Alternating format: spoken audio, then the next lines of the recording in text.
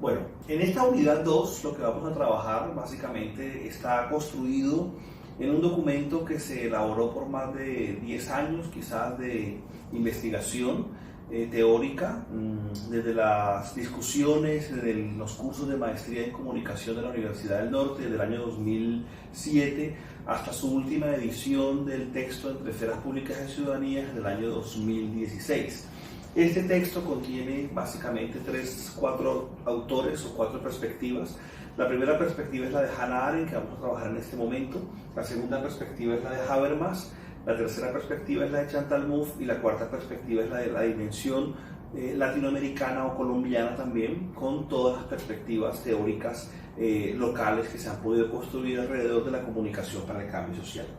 Vamos a trabajar en este momento entonces el texto y el capítulo 1 que corresponde a los postulados de Hannah Arendt. Evidentemente Hannah Arendt no habla de comunicación para el cambio social. El ejercicio académico lo que ha conducido es a leer a Hannah Arendt y mirar qué se puede extraer de sus postulados para pensar posibles fundamentaciones y sustratos teóricos que nos puedan servir para alimentar el discurso teórico de la comunicación para el cambio social. Creemos que la obra y el pensamiento de Hannah Arendt tiene un valor de primera línea y de primera necesidad académica en el mundo de hoy.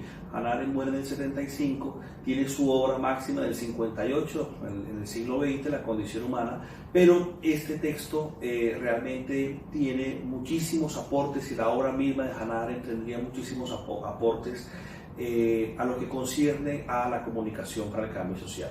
Veamos entonces cuáles son los postulados principales de lo que podríamos denominar los aportes de Hannah Arendt a la comunicación para el cambio social. Vamos a hacer una revisión inicialmente de su perspectiva y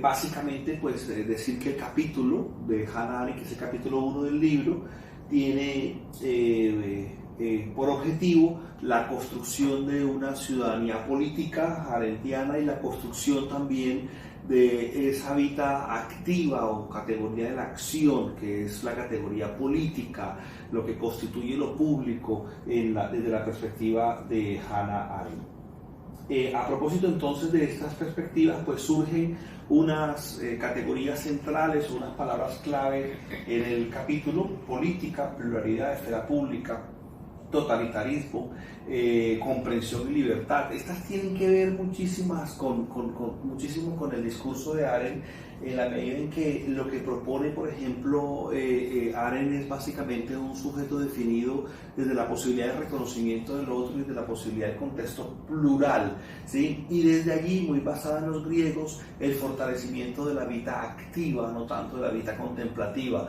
La vida activa vendría siendo las consideraciones en donde los sujetos se desenvuelven para fortalecer lo público y para poder reconocerse a través del otro alguien, no del otro algo. Entonces hay un rechazo en el pensamiento de Hannah Arendt muy grande a todo lo que tendría que ver con los absolutismos, las líneas idealistas de pensamiento y la búsqueda de la verdad absoluta, entendida en estos contextos básicamente como totalitarismo. Entonces esos totalitarismos son rechazados por el pensamiento de Hannah Arendt y más bien con base en esa metodología que ella denomina el pensamiento de la comprensión, la filosofía de la comprensión, buscar la libertad del ser humano y la consideración política o la construcción del sujeto político básicamente. Entonces, la comprensión y la libertad, la política como espacio entre los sujetos, vendríamos a entender aquí fundamentalmente como esa propuesta en donde los sujetos se construyen a partir de esa política entre o esa deliberación entre, es decir, la condición política de los seres humanos se da a partir del reconocimiento y la interacción, la participación en los asuntos públicos, la configuración de la esfera pública, más no de la esfera privada. La esfera privada en la medida en que se fortalece el totalitarismo, se fortalece la esfera privada.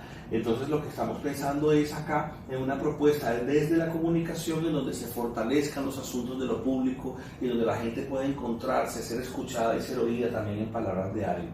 Entonces se trata más bien no de una búsqueda de la verdad ni de una búsqueda de los absolutos, sino de una búsqueda del entorno político. Arendt se define más desde el campo de lo político y no desde el campo probablemente de la filosofía, y desde allí intenta pensar al sujeto, al ser humano, desde lo público como el escenario perfecto para la configuración de la libertad humana.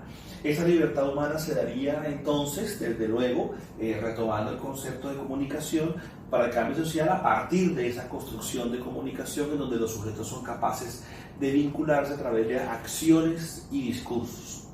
Bien, Arendt plantea entonces esa diferencia entre libertad, entre vida activa y vida contemplativa. La vida contemplativa pues se impulsa un poco desde esa consideración de buscar el pensamiento, la verdad, y entonces el sujeto se aísla, el sujeto se retrae, el sujeto no se relaciona, el sujeto no se hace comunicante, no se hace público. Entonces ese tipo de sujeto es cuestionado en el pensamiento arendtiano y por ende también cuestionado en los procesos de comunicación para el cambio social. Ella propone más bien la vida activa. Esa vida activa es la vida de la relación con el otro, de la interacción con el otro. En el texto del 58 de la condición humana propone 3 categorías, claramente labor, trabajo y acción. La labor, pues en términos muy resumidos, tendría que ver con esas posibilidades que tienen que ver con lo metabólico, lo cíclico, el mantenimiento de la vida como tal, todo aquello que responde a unas necesidades para poder vivir. Entonces las necesidades de la alimentación, del sueño, todo el metabolismo asociado al ser humano, que es digamos cíclico, pero sin los cuales, si no cumplimos esos ciclos, pues no podríamos sobrevivir. Es una etapa muy de la supervivencia humana y muy de la naturaleza humana. El trabajo tendría que ver con la posibilidad de dominio a través de la instrumentalidad posiblemente de diferentes acciones para poder controlar de pronto parte de la naturaleza humana y poder saber que desde ese punto de vista podemos obtener ciertos desarrollos que nos hacen suplir las necesidades que podamos tener. Ahí tendríamos que pensar que el ser humano no es libre ni en la labor ni en el trabajo, es libre a través de la acción, y la acción es una construcción de libertad porque implica la relación comunicativa con los demás. Entonces, y a partir de la acción se fortalece lo que se denomina esfera pública o esfera política, esa construcción de sujetos políticos que se encuentran para tener la actividad de intercambio de pensamientos, de sentimientos, etcétera, a través de esa libertad de los seres humanos. Entonces aquí la acción es un hacer, y básicamente es un hacer a través del decir, es un hacer o una acción a través de la posibilidad de la comunicación, y entonces vendrían estas 2 acciones a configurar la libertad humana. Bien, en ese sentido uno podría pensar que hemos recorrido algunas de las categorías fundamentales del pensamiento de Hannah Arendt, constituido de manera muy resumida en el capítulo 1 del texto Entre esferas públicas y ciudadanía, basado fundamentalmente en el texto de 1958, La condición humana. Bueno, la esfera de lo público desde Hannah Arendt, una propuesta de ciudadanía política, es el capítulo al que hace referencia esta segunda unidad y se toma como referente una autora alemana que se llama Hannah Arendt. Para ello hemos construido este mapa conceptual en donde establecemos por una parte el objetivo del capítulo, que en resumen apunta a describir las características de las categorías de esfera pública y ciudadanía desde la perspectiva de Arendt. De esta manera el capítulo se divide o se subdivide en 3 apartados. El apartado 1 tiene como título 3 consideraciones centrales: la política, la comprensión y la libertad. El apartado 2 tiene como título la condición humana desde Arendt, labor, trabajo y acción, una propuesta de ciudadanía política. El apartado 3 tiene como título un asunto central para Hannah Arendt que se llama la libertad. En ese orden de ideas y centrándonos en el capítulo 1, podríamos pensar un sujeto pensado o constituido en Hannah Arendt a través de 3 dimensiones. La primera dimensión es la dimensión de la labor, la segunda dimensión la dimensión del trabajo y la tercera dimensión es la dimensión de la acción. Para ello hay una contraposición a la categoría de totalitarismo como aquella forma de pensamiento que implica la búsqueda de verdades absolutas y por ende se hace una negación al concepto de política. De otro lado, entonces se establece una serie de categorías o de conceptos que tienen que ver con la propuesta de Arendt, el concepto de política, que es contrapuesto al concepto de totalitarismo, que es una construcción grupal sin restricciones, pues nace de la deliberación, del debate, la libertad y la autonomía de los seres humanos, está en plena conexión y plena coherencia con la comprensión, entendiendo la comprensión desde Cristina Sánchez como autora que está citada, española que está citada ahí en ese capítulo, como una comprensión centrada en el modo de vida específicamente humano, específicamente político. Los seres humanos fundamentalmente comprenden, diría Arendt, y la libertad como la participación activa de los ciudadanos en asuntos públicos de una polis o de una esfera pública, de una esfera de la interacción, una esfera de la acción, que vendría siendo el espacio en donde el ser humano se hace libre. Por otra parte, entonces ya habíamos dicho el totalitarismo, que básicamente es destructor de la pluralidad y destructor de las diversas formas de ver el mundo de lo humano. Y en contraposición a esa propuesta del totalitarismo se plantea la configuración de la esfera pública como escenario para la libertad, donde los sujetos se relacionan y elaboran significados de reconocimiento mutuo. Ese concepto de reconocimiento mutuo es fundamental tanto en los postulados de Arendt como en esa reconstrucción que podemos hacer de la comunicación desde cualquier punto de vista. La comunicación es un proceso de reconocimiento político. Y por último, la pluralidad como un principio normativo fundamental de la praxis, entendiendo praxis aquí como interacción social. Esto traería entonces básicamente una crítica al totalitarismo por aquello de que el totalitarismo plantea una pérdida del pensamiento, una pérdida de la capacidad crítica, una pérdida de la capacidad de la acción política y una pérdida de la sensibilidad humana desde todo punto de vista. Entonces destruye las relaciones entre los individuos con la abolición además de la esfera pública y el fortalecimiento de la esfera privada, y hace que estos individuos se relacionen con actividades que no hacen una auténtica acción política. Entonces más bien establece un aislamiento entre los sujetos, ¿sí? Eso traería, digamos, unas consecuencias asociadas también a unas categorías. La primera sería la homogeneidad. El pensamiento arendtiano es una propuesta que está, digamos, en contra de la homogeneidad, más bien de la pluralidad. Tampoco está Arendt de acuerdo con la construcción de una idea de un macro sujeto o una idea de un sujeto absoluto que sea capaz de explicar toda la condición humana.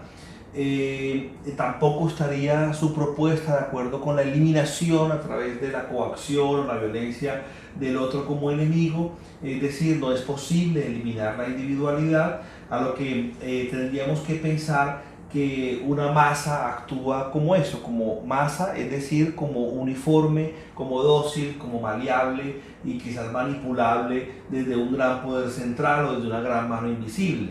Esto produce una ausencia objetiva de un sujeto que sea capaz de relacionarse con los otros y por ende causaría la destrucción o el debilitamiento de la esfera pública y el fortalecimiento, por el contrario, de la esfera privada. En el apartado 2 se trabaja entonces la condición humana desde Arendt a través de sus categorías centrales, labor, trabajo y acción, y se establece una propuesta de ciudadanía política. Ese concepto de ciudadanía política está muy asociado al concepto de ciudadanía democrática. Arendt propone este concepto de ciudadanía democrática, digamos, en coherencia con su propuesta de pluralidad y con el fin de mantener viva la diversidad mediante el reforzamiento del espacio público y la creación de asociaciones a través de lo que ella denomina la vida activa. La vida activa no es más que el impulso a reunirse con seres humanos, con otros seres humanos a través de lo público, y ese sería el fortalecimiento de la condición humana como tal. La vida contemplativa vendría a constituir básicamente lo contrario, es decir, individuos aislados, individuos que se distancian del mundo sensible e individuos aislados de la vida cotidiana como tal. Y se establecen entonces la esfera pública, que es concebida como una actividad entre varios sujetos, implica condiciones de intersubjetividad, de lenguaje, de libertad, ¿sí? Y desarrollo de los sujetos. El actuar se define como la posibilidad propia de la condición humana, que no soporta nada que ver con el totalitarismo. El verdadero generador de la libertad es la pluralidad, y vivir significa vivir entre los sujetos, que son además iguales, y esa igualdad se define también a partir de la misma diferencia. La esfera privada lo que causaría son necesidades en la condición humana, y esas necesidades de la condición humana no dejan que el ser humano se establezca como libre, contrario a la acción, que lo que produce es libertad. Esa libertad tendría que ver, bueno, antes de la libertad podríamos explicar la labor a través de las siguientes características. La labor es circular, es cíclica, no conduce a un fin como tal de carácter político, es decir, no es política, más bien es repetitiva. El sujeto que solo labora se encuentra sometido a sus ciclos biológicos, metabólicos, y como tal no adquiere una individualidad propiamente política. Tiene como objetivo producir bienes de consumo. ¿Sí? Bueno, eso tendría más que ver con el trabajo, la producción de bienes de consumo, mientras que la labor tendría que ver más bien con la posibilidad de supervivir en medio de las condiciones naturales y de la condición natural de vida del ser humano. El trabajo tendría que ver con esa producción artificial de medios para también la supervivencia, el control de ciertas adversidades que nos puede proponer el entorno, y entonces el trabajo pues vendría a ser de carácter artificial. La acción vendría a ser entonces esa posibilidad política del ser humano, y sería como el estadio más alto del discurso arendtiano. En el apartado 3, entonces se asume la libertad como la posibilidad de acción y de política entre los sujetos a través de la exposición y la puesta en escena de todas las capacidades de los sujetos a través de la comunicación y a través de los otros, es decir, en relación con los otros. La razón política básicamente es la libertad y se aplica a la acción. Y aquí estableceríamos ese modelo político de Arendt que tiene que ver con la acción y con la palabra. La libertad entonces no es un atributo ni de voluntad ni del pensamiento, sino de la acción social humana. Desde la esfera doméstica no existía la libertad como tal, es necesaria la relación política o la dimensión política.